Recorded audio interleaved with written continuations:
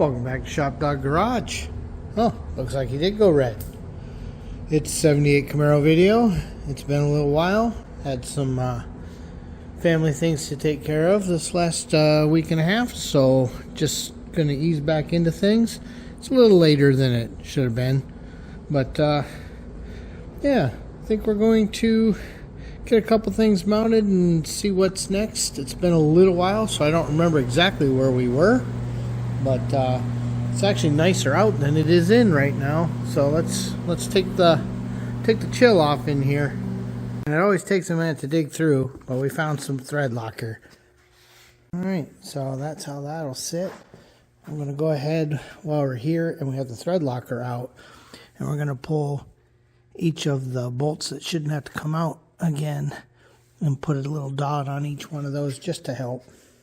As we all know, PTFE paste, anti-seize, any of that stuff, it's basically like glitter is to crafts. You know, it's herpes, it's everywhere. Stuff just gets on everything in your hands, you can never get it off. And this is one of those things. There's two different versions of this bypass hose for big blocks. This one that looks more like a 90 degree, and you always got to trim them to fit a little depending on your water pump. That's for the short water pump. See how the water pump's almost touching the timing cover? Well, on a long water pump, it'll be way out here and almost always have the nipple kind of pointed at an angle.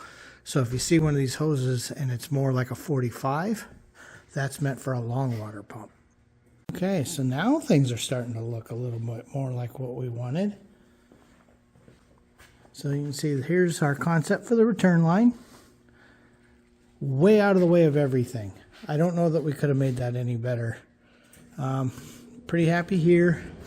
You know, still not super stoked about how close those are, but not, you know, they're not hitting. I don't see any way they could ever hit, so we're not going to go cutting this cross arm down. And we now have our heater hose fittings, so got to do that as well. And it's been a little while since this was in. We're not going to send her back to have the fenders put on with the radiator on, but we might test fit it one more time to make sure we're happy. But I can't for the life of me see how we won't have plenty of room. That's gobs of room. These are the things you want to check. Look how close that is. So you're not going to just arbitrarily drain it any more than you ever need to. I just verified that we have enough room to actually get in there. But boy, it's a luxury right there. So it is what it is, but look at this room. We're not going to have any problems. So once the fans are set here, I don't think this is going to be bad at all. Okay, the steering box, unfortunately, is kind of in the way. So the fans clear all of that, but you can't actually set it down because of that steering box. So what would probably have to happen is in fact, look at this beautiful template somebody made. We're probably going to have to note where all that is, and that's going to be basically right here. So won't get as much shrouding effect in this corner, but to be fair, the fans I think are still going to more than do their job. I don't think that's going to be an issue. Just kind of a bummer, but these are the things you got to deal with. So we'll think on that, because I think I'd still rather have, you know, 80% of a shroud on that than just buy two more fans and stick on here. I think we're still going to get better cooling with most of this being shrouded. So that's a thing in our list. Okay, so based on our tool we made with a stick. So we marked 3 inches with a stick because, you know, this thing is about 3 inches thick. So while the radiator was sitting in there, kind of just marked a line which you can see down there, showing what it would take to really clear everything. And with the radiator slid as far to that side as practical, we wind up kind of like we showed a minute ago, like our guess was. So we would take that and then kind of bring that over. And I think that would be enough, because when you look over here, you know, we're kind of got an arc that we're clearing because of that. So because we're clearing that arc, I think that's where we would wind up. So you got to think on that for a minute. The other thing, of course, is we still haven't actually designed our brackets yet. So I'm glad we haven't, because one of our bracket mounting surfaces is about to go away. Because remember, on this type of radiator, if you're going to bolt something straight to the radiator, all you get's this spot above the cores. You got to be careful. If you damage a fin, you ruin some airflow. You damage a tube, you got a leak. Remember, fit everything as soon as you can. So we bought this expensive, fancy, dimple-dyed thing. But of course, it's not going to work with our aftermarket radiator.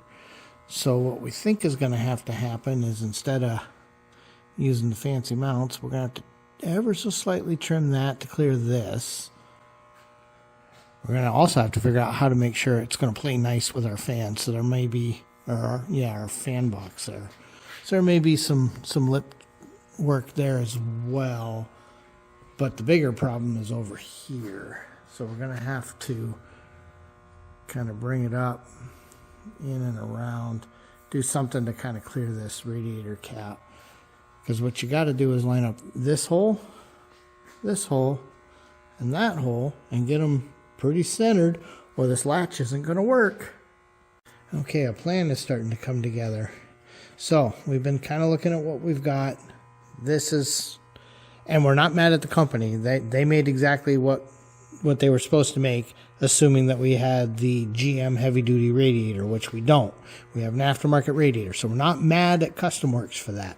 However, it doesn't fit the way we want it to and do what we want it to do because of this big radiator. But that's part of car crafting. Got to deal with it. So we'll cut. That's not the end of the world. It hasn't been painted yet. We've looked at everything about moving the radiator over, or not the radiator, the fans over. We're going to have no real clearance issues with the accessory drive. Neither one of us were originally thinking about that power steering gear. So obviously we'll go over that in just a minute. If at all possible, I still just don't want to just go to surface mount fans. That's always our last resort. When if possible, we try to get a shroud in whenever we can. And I only do pushers if I have no other option. So what we're thinking, knowing that we're going to be doing a nutsert here, using this one, doing a nutsert here, that still gives us a few existing holes, and if we had to, we could make new ones, to make some kind of bracket.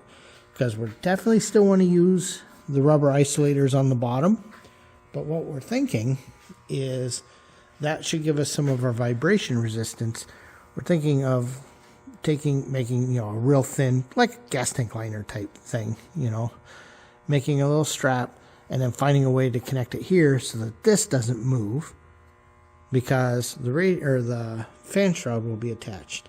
And what we're thinking for that is, instead of these slots, we're going to place a couple, 2 or 3 nutserts here in it, and from underneath down here on the radiator, in the area we're allowed, we'll put a plate that sticks out like that. It's probably 6-8 inches across, nice and firmly screwed to the safe zone here, sticking out. Radiator comes down, sits down, you line it up, put some bolts in, nice and easy from the bottom, no fight.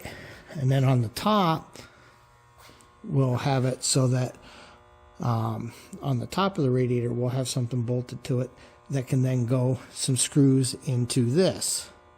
And then when this plate is on, unfortunately it won't hide that, but it will hide where we're bolted, because it'll sit, like this. And we're obviously going to have to do a little trimming here and there for the radiator and for some of the weld lines, and probably a little bit of trimming for where the brackets are here. But we can make that work.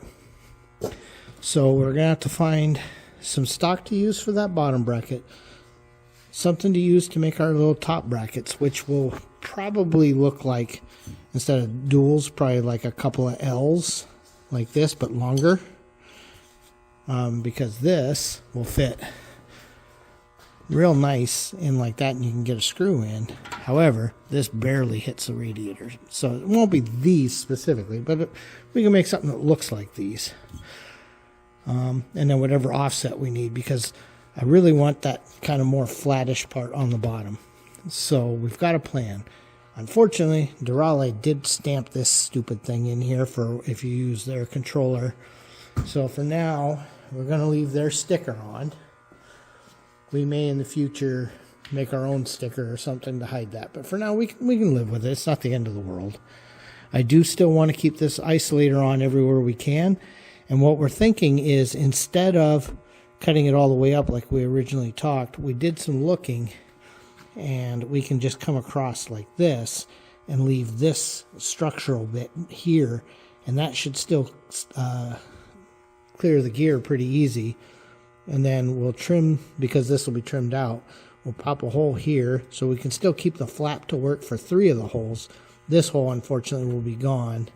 You know, you do what you got to do. But anything we can do to help, we will. These are so close to the radiator anyway, I don't think we're going to get a lot of engine bay recursion anyhow. So I think we have a plan. It gives us a few days to start gathering some things and think this through. The other thing, of course, is at some point I'm going to have to extend these as well. And I'm going to have to pick where they're coming out. Honestly, they're probably coming out just right here. You know, there'll already be a hole there. So, yeah. And then you can see that's not the actual mounts. Those are the old ones. The new ones are in plastic somewhere. I think they're on that card over there. But, yeah, and then remember all the work we did here. You can see how nicely that'll funnel air. So we won't get a whole lot of recursion around the radiator. It'll always draw from the other side of the core support, you know, as much as practical. But that's gonna work pretty well, I think. I think this is gonna keep this engine cool.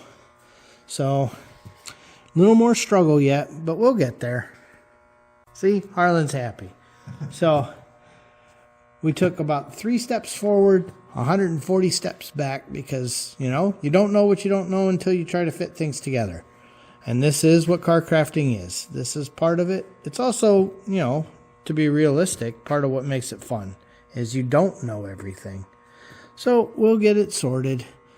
I think we got a good plan. We'll start gathering some stuff. I got to remember to bring the riv nut tool next time I come over, because whenever possible, that is so much better than trying to get in there and hold a nut up there when you're laying on your back under a car, because anything like this will fail when you're as far away from a shop as possible. So you'll be out on a power tour or something. Something will happen. You'll have to pull this radiator for some stupid reason. And if you made it too delicate and too complicated to do it, you're just going to waste a lot of time and money. So we're getting there. One thing that's nice with the with the fuel injection is we don't have this mess right here. That, believe it or not, those mechanical fuel pumps, as reliable and awesome as they are, they always cause problems for plumbing. Trying to get that hose coming in from the fuel tank is always a nightmare. So I think that's going to wrap it for today. You can see a lot more of the red coming together here.